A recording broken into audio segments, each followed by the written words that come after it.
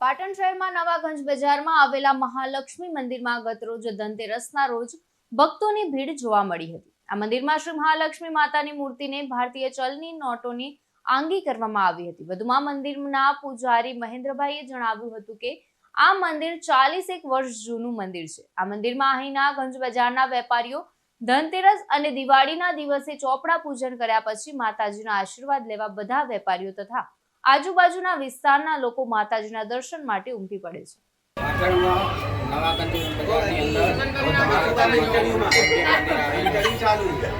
મંદિરની અંદર આજે ધનવર્ષાની ધનતેરસના દિવસે ધનવર્ષાની ભવ્ય આંગી રચના કરવામાં આવી છે। જે આંગી 1 રૂપિયાથી માંડીને 500 રૂપિયા સુધીની ચલણી નોટોનો માતાજીને શણગાર કરી અને દર્શનાર્થીઓ માટે ખુલ્લો મૂકવામાં આવે છે।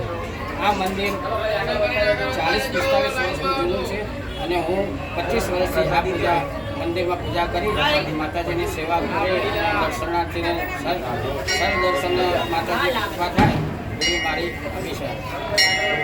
મહેન્દ્રભાઈ રાવલ, મહાલક્ષ્મી મંદિર।